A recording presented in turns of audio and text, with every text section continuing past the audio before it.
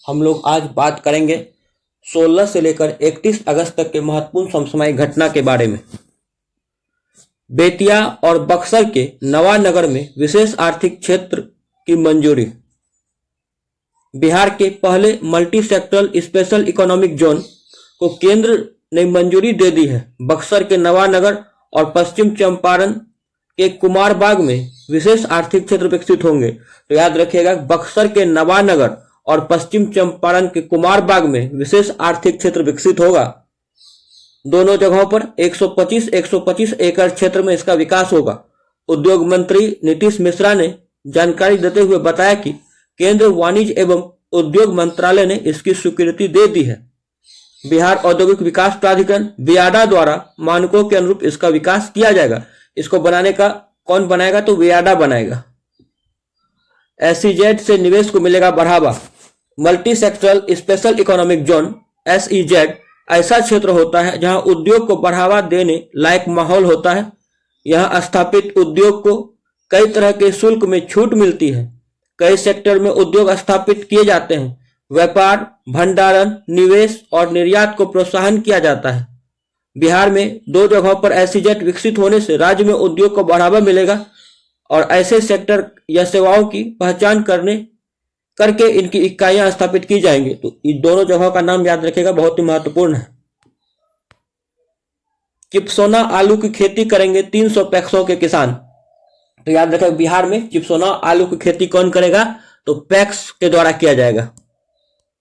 अटल बिहारी की पुण्यतिथि पर अब राजकीय समारोह। पूर्व प्रधानमंत्री भारत रत्न स्वर्गीय अटल बिहारी वाजपेयी की पुण्यतिथि 16 अगस्त को अब राजकीय समारोह के रूप में मनाया जाएगा। तो याद रखिएगा, 16 अगस्त को बिहार सरकार अटल बिहारी के जो पुण्यतिथि है उसको राजकीय समारोह के रूप में मनाएगा। बिहटा एयरपोर्ट को 1413 करोड़ मंजूर। केंद्र सरकार ने बिहटा एयरपोर्ट निर्माण के लिए 1413 करोड़ रुपए मंजूर कर दिए हैं। बिहार का यह चौथा नागरिक एयरपोर्ट होगा। बिहटा एयरपोर्ट पटना, गया और दरभंगा के बाद बिहार का चौथा एयरपोर्ट होगा। इसका निर्माण 2 चरणों में पूरा होगा। पहले चरण में इसे सालाना 25 लाख यात्री क्षमता का बनाया जाना है, जबकि दूसरे चरण में से 50 लाख यात्री क्षमता का बनाया जाना है। बिहार का चौथा एयरपोर्ट बनेगा कहां पर? बिहटा में। मनोज की गुलमोहर सर्वश्रेष्ठ हिंदी फिल्म 70वें फिल्म पुरस्कारों की घोषणा की गई है। इसमें शर्मिला टैगोर और मनोज बाजपेयी की अभिनीत गुलमोहर ने सर्वश्रेष्ठ हिंदी फिल्म का पुरस्कार जीता है। याद रखिएगा कि सर्वश्रेष्ठ हिंदी फिल्म का पुरस्कार किसे मिला है? मनोज बाजपेयी और शर्मिला टैगोर को फिल्म गुलमोहर के लिए, और यह मनोज बाजपेयी का चौथा राष्ट्रीय पुरस्कार है। प्रत्येक वार्ड में हर माह लगेगी जल चौपाल। तो याद रखिएगा, बिहार सरकार प्रत्येक वार्ड में हर माह जल चौपाल लगाएगी। मानपुर में वस्त्र, मधुबनी में पेंटिंग का क्लस्टर बनेगा। बिहार का मैनचेस्टर कहे जाने वाले गया जिले के मानपुर पटुआ टोली सूती वस्त्र उद्योग के साथ अगरबत्ती और पत्तल उद्योग को बढ़ावा देने के लिए सूक्ष्म, लघु व मध्यम उद्योग मंत्रालय का अब इसे साथ मिलेगा। सूक्ष्म, लघु व मध्यम उद्योग मंत्रालय के माध्यम से गया जिले सहित बिहार में उद्योग और उत्पादन को बढ़ावा देने के लिए क्लस्टर का निर्माण किया जाएगा। बिहार के मधुबनी में पेंटिंग, भागलपुर का शिल्प उद्योग और दरभंगा का मखाना उत्पाद को भी बढ़ावा देने के लिए क्लस्टर बनाने की योजना पर काम शुरू कर दिया गया है। तो सबका ध्यान रखिएगा, कहां पर कौन सा क्लस्टर बन रहा है। राजगीर में विश्व स्तरीय खेल पुस्तकालय बनेगा। राजगीर खेल परिसर में विश्व स्तरीय खेल पुस्तकालय बनेगा। इसकी घोषणा मुख्यमंत्री ने की है। बीज उत्पादन के लिए किसानों को मिलेगी विशेष सहायता। राज्य में इसी साल नई बीज नीति लागू हो जाएगी। याद रखिएगा, बिहार सरकार एक नई बीज नीति ला रही है। इससे गुणवत्तापूर्ण बीज उत्पादन को बढ़ावा मिलेगा। बीज उत्पादन के लिए अनुदान भी दिया जाएगा। इस नीति के तहत 75% बीज बाहर से मंगवाना पड़ रहा है बिहार को। गेहूं, दलहन, तिलहन, आलू बीज के उत्पादन पर अधिक जोर दिया जाएगा, इसलिए नीति की जरूरत। वर्तमान में राज्य में विभिन्न फसलों के लिए लगभग 15 लाख क्विंटल बीज की जरूरत है, लेकिन राज्य में लगभग 3 से 4 लाख क्विंटल बीज ही उत्पादन होता है।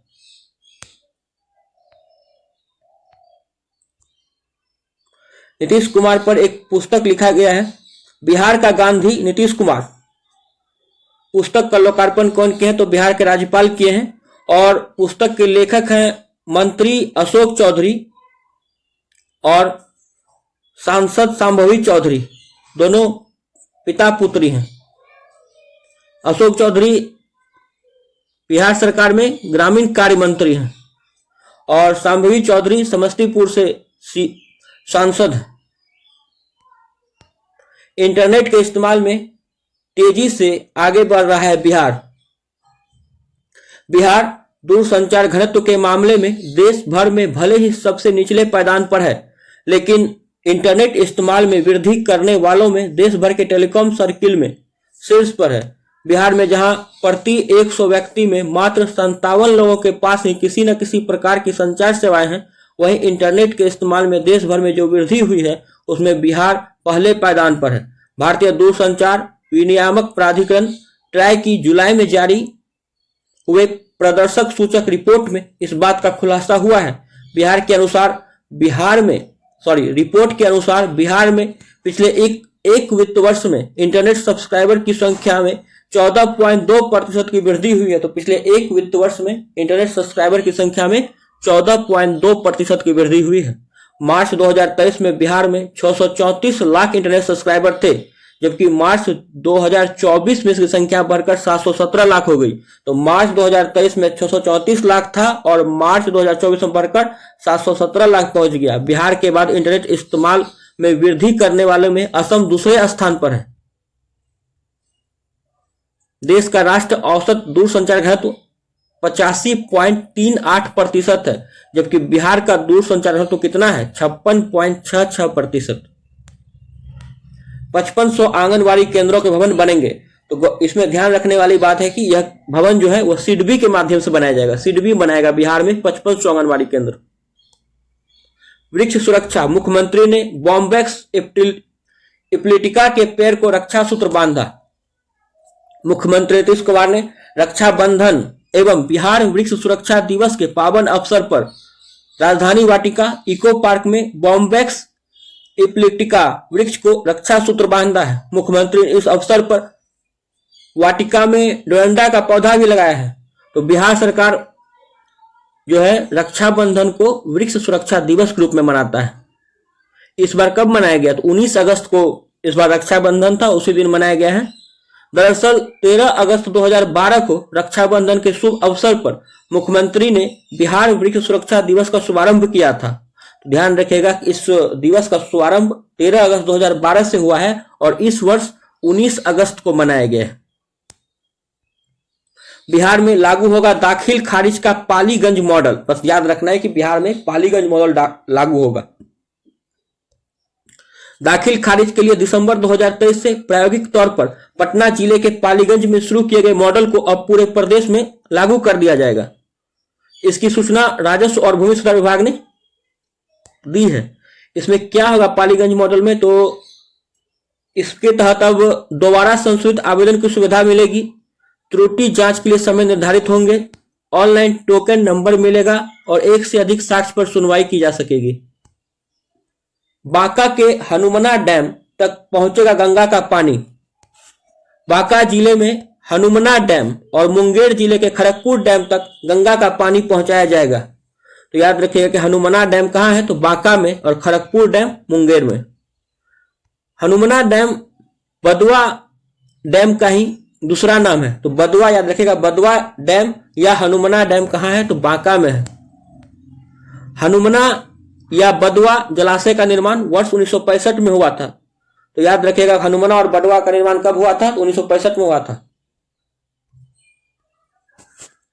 बुद्ध दर्शन संग्रहालय का निर्माण कहां हो रहा है? तो वैशाली में यह बुद्ध दर्शन संग्रहालय बन रहा है। मुख्यमंत्री नीतीश कुमार ने वैशाली में बन रहे बुद्ध सम्यक दर्शन संग्रहालय सह बुद्ध स्मृति स्तूप का वहां पर जाकर वह शीघ्र पूरा करने के लिए कहा है नीतीश कुमार ने। वर्तमान में इसका 80% तक कार्य पूरा हो चुका है। वहां उन्होंने वैशालीगढ़ स्थित निर्माणाधीन बुद्ध सम्यक दर्शन सह बुद्ध स्मृति स्तूप का निरीक्षण किया। कहां बन रहा है? तो वैशालीगढ़ में बन रहा है। वैशाली में मिला अस्थि कलश सबसे प्रामाणिक है। मुख्यमंत्री ने कहा कि भगवान बुद्ध के जितने भी अस्थि कलश मिले हैं उनमें वैशाली में मिला अस्थि कलश सबसे प्रामाणिक है। यहाँ बुद्ध सम्यक दर्शन संग्रहालय सह बुद्ध स्मृति स्तूप बनने के बाद बौद्ध भिक्षु के साथ बड़ी संख्या में पर्यटक भी आएंगे। घोड़ा कटोरा से 3 गुना बड़ा जलाशय बनेगा नवादा के मधुबन में। प्रोजेक्ट गंगा जलापूर्ति योजना के दूसरे चरण में घोड़ा कटोरा से 3 गुना बड़ा जलाशय नवादा के मधुबन गांव में बनेगा। इसके बनने से गया, राजगीर व नवादा को 24 घंटे आपूर्ति के साथ ही बिहार शरीफ में भी हर घर में गंगा जल पहुंचेगा। तो इसके तरफ अब बिहार शरीफ में भी गंगा जल पहुंचाने का लक्ष्य रखा गया है। सीएम के dream project Gangaji Rajgriha project को भारत सरकार के central board of aggregation and power द्वारा वर्ष 2023 में राष्ट्र अवार्ड मिल चुका है। इससे पहले वर्ष 2022 में बिहार सरकार द्वारा भी इस प्रोजेक्ट को पुरस्कृत किया जा चुका है।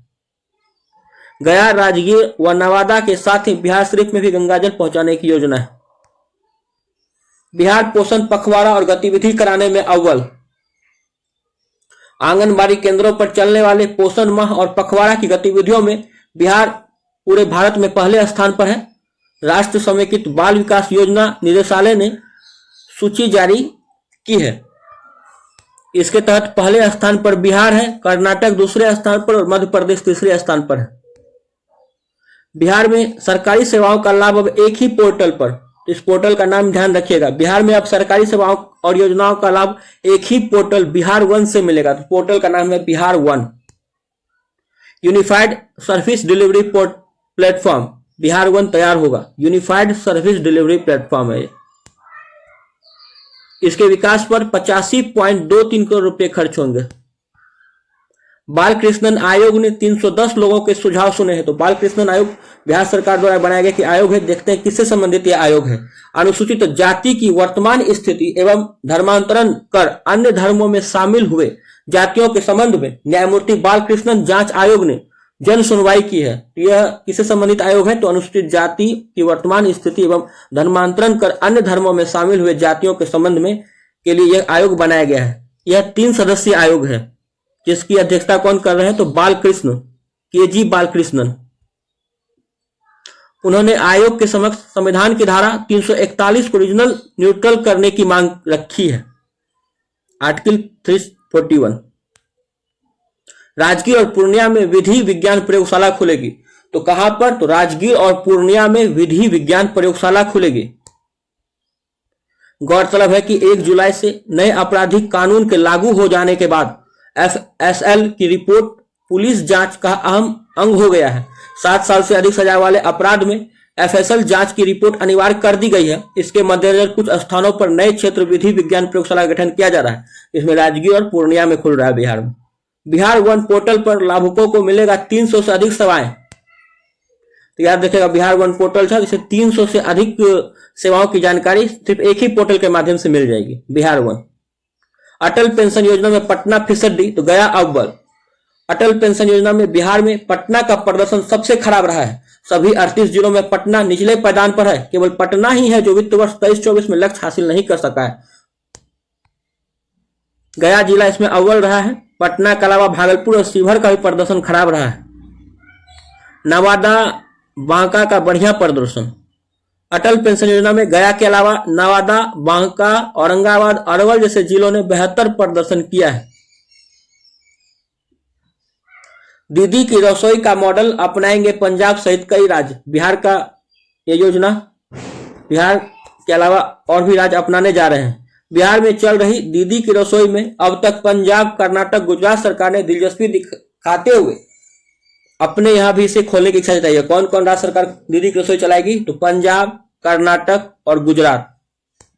बिहार में 2018 से जीविका तक दीदी की रसोई चलती है। तो याद रखिएगा बिहार में यह योजना 2018 से चल रही है। बिहार में शहरीकरण और हरियाली की रफ्तार तेज हुई है। वर्ष 2011 की जनगणना के अनुसार राज्य में शहरीकरण की दर 11.3% थी, जबकि 2022 के अनुमानित आंकड़ों के अनुसार यह 16.2% हो गया है। वहीं बिहार में वन क्षेत्र जो कि 2000 में केवल 7% था और इसे 17% तक करने का लक्ष्य है। सरकार वर्ष 2020-21 से हर साल ग्रीन बजट तैयार करती है। तो ध्यान रखिएगा, बिहार सरकार ग्रीन बजट कब से तैयार कर रही है? तो 2020-21 से। इसी में कहा गया है कि पटना को हरित शहर के मानक आदर्श को प्राप्त करने के लिए कम से कम 20 वर्ग किलोमीटर की हरियाली और अधिक खुले स्थानों की आवश्यकता है। राज्य के पहले खेल अकादमी का मुख्यमंत्री करेंगे उद्घाटन। नालंदा में राज्य खेल अकादमी राजगीर और बिहार खेल विश्वविद्यालय का उद्घाटन मुख्यमंत्री नीतीश कुमार 29 अगस्त को करेंगे। तो डेट इसका याद रखिएगा, 29 अगस्त, क्योंकि 29 अगस्त को खेल दिवस मनाया जाता है। यहाँ अंतर्राष्ट्रीय स्तर के स्टेडियम भी बनाया जा रहा है। तो राजगीर में ही बिहार का स्टेडियम भी बन रहा है। खेल निदेशालय का रजिस्ट्रार स्वैच्छिक सेवानिवृत्ति लेने वाले आईएएस रजनीकांत बनाए गए हैं। तो इनका रजिस्ट्रार कौन बनाए गए? तो आईएएस रजनीकांत।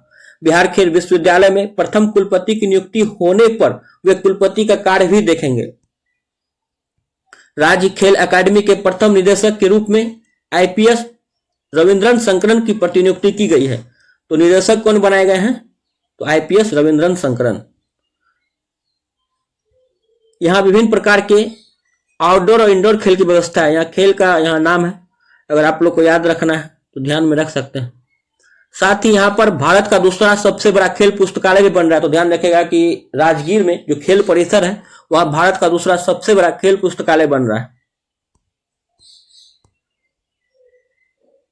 डिजिटल रूप से मरीज देखने में बांका शीर्ष पर, भोजपुर फीसदी। तो बिहार में डिजिटल रूप से मरीज देखने में बांका पहले स्थान पर है और बांका का प्रतिशत है 99.02%।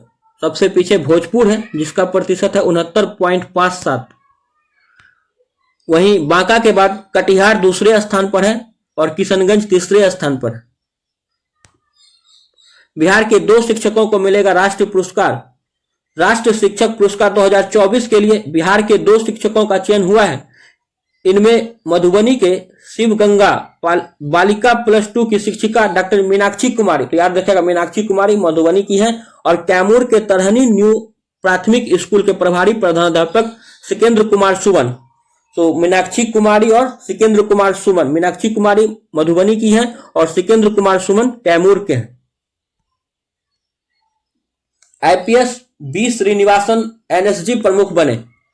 आईपीएस अधिकारी बी श्रीनिवासन को राष्ट्रीय सुरक्षा गार्ड एनएसजी का महानिदेशक नियुक्त किया गया है। श्रीनिवासन 1992 बैच के बिहार कैडर के आईपीएस अधिकारी हैं। अंतर्राष्ट्रीय ओलंपियाड में हाजीपुर के पाणिनी को पदक। हाजीपुर के पाणिनी ने अंतर्राष्ट्रीय स्तर पर डंका बजाया है। ब्राजील के रियो डी जेनेरियो में आयोजित खगोल विज्ञान और खगोल भौतिकी 2024 के 17वें अंतर्राष्ट्रीय ओलंपियाड में पाणिनी ने रजत पदक हासिल कर देश का नाम रोशन किया है। ब्राजील में भारत ने 1 स्वर्ण और 4 पदक जीते हैं। 1 स्वर्ण और 4 रजत पदक जीते हैं। उसमें बिहार के हाजीपुर के पाणिनी ने भी रजत पदक जीता है।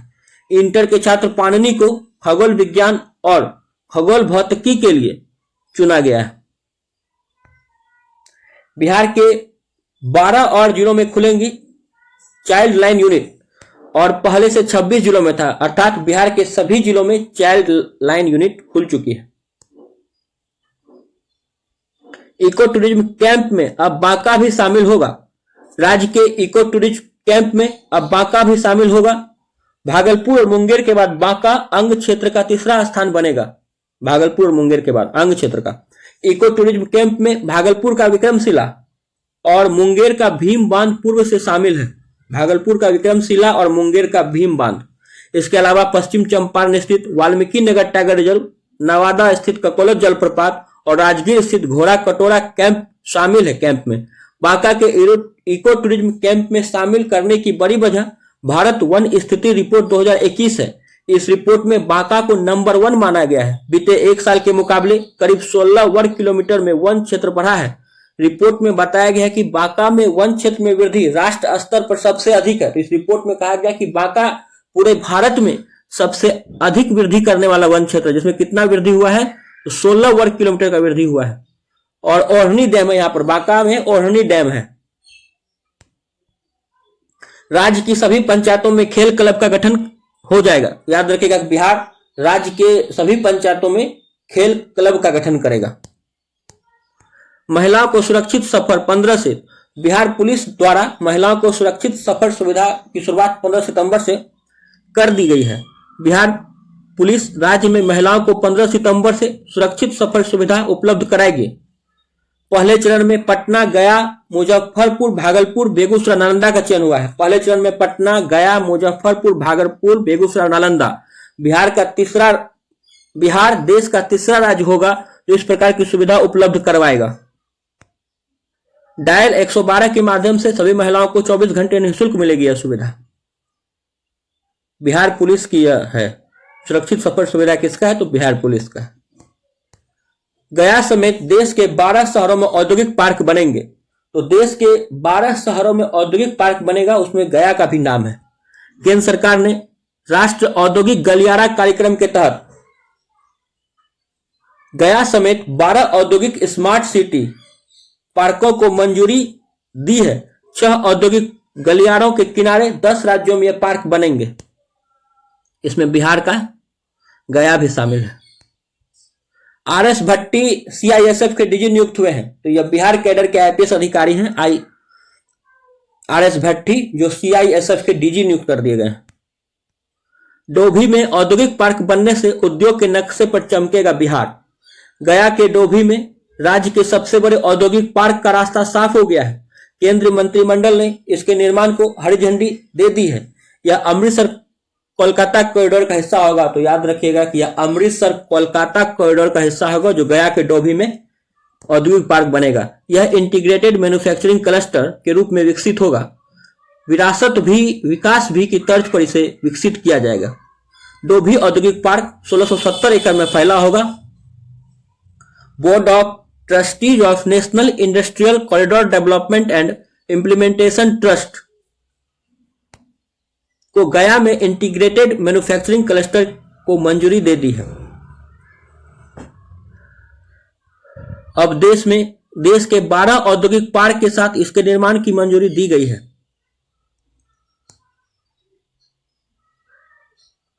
खेल विश्वविद्यालय और अकादमी का लोकार्पण। राजगीर में राज्य खेल अकादमी और बिहार खेल विश्वविद्यालय का लोकार्पण किया गया है। यह देश का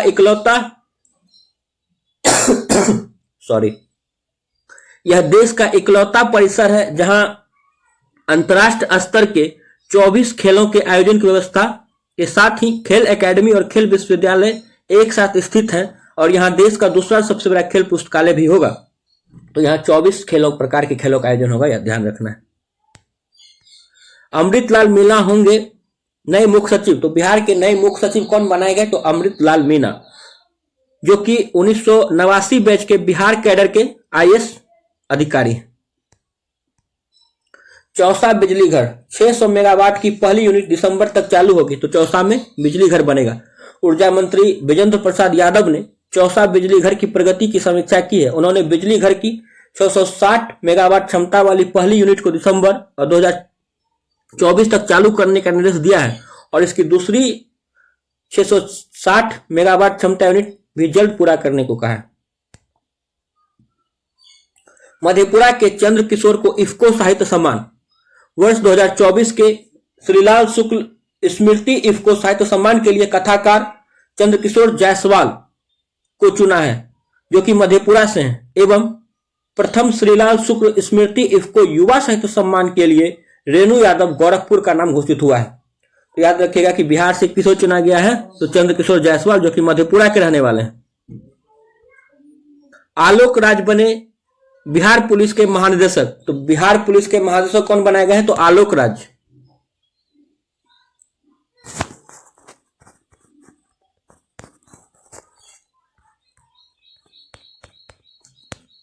राज्य की 4 बड़ी और 3 छोटी नदियों पर बनेगा बैराज। किस किस नदी पर बैराज बनेंगे? तो कोसी नदी, डगमारा में बनेगा कोसी नदी पर। गंडक नदी पर बनेगा अरेराज में। और फिर बागमती ढेंग में बने, कटौंझा में बनेगा। तैयबपुर, महानंदा कहां बनेगा? तैयबपुर में। और सकरी पर बनेगा बक्सौती में। अभी वर्तमान में कौन कौन से बैराज हैं? तो कोसी, वीरपुर में कोसी पर बैराज है। उसके बाद वाल्मीकि नगर में है गंडक पर और इंद्रपुरी में है सोन पर। तो इस सब का नाम याद रखिएगा, बहुत ही महत्वपूर्ण है बैराज का नाम। इसके बाद है बोध गया में देख सकेंगे चीन की दीवार और आगरा का ताजमहल। तो 7 अजूबा जो है भारत विश्व का वह बोध गया में दिखेगा। अब बस स्थान का नाम याद रखिए। परियोजनाओं को गंगा मिशन की मंजूरी, आइए देखते हैं क्या है। राष्ट्रीय स्वच्छ गंगा मिशन ने 265 करोड़ रुपए की 9 गंगा परियोजनाओं को मंजूरी दी है। यह प्रदूषण में कमी लाने और गंगा नदी के पारिस्थितिक तंत्र में सुधार करने के लिए महत्वपूर्ण है। इसमें उत्तर प्रदेश, बिहार और झारखंड से जुड़ी कई, याद रखेगा, इसमें उत्तर प्रदेश, बिहार और झारखंड से जुड़ी कई परियोजनाओं को शामिल किया गया है। बिहार, झारखंड, उत्तर प्रदेश की कई परियोजना शामिल प्रदूषण में कमी, गंगा के पारिस्थितिक तंत्र में सुधार करने में अहम योगदान देगा। याद रखेगा, गंगा मिशन की मंजूरी दी गई है किस किस स्टेट के लिए? तो बिहार, झारखंड, उत्तर प्रदेश। ये था 16 से 31 अगस्त तक का कुछ महत्वपूर्ण समसामयिक घटना। अगर आप लोगों को कंटेंट और वीडियो अच्छा लगे तो इस चैनल को जरूर सब्सक्राइब कीजिए और शेयर भी कीजिए ताकि अधिक से अधिक लोगों तक पहुंच सके। और आप लोग आने वाले किसी भी वीडियो को देखना चाहते हैं तो बेल आइकॉन को जरूर दबाइए। धन्यवाद। ऐसे ही मैं आगे भी समसामयिक घटना को लगातार लाते रहूंगा जो कि आने वाले किसी भी प्रतियोगिता परीक्षा के लिए महत्वपूर्ण साबित होगा।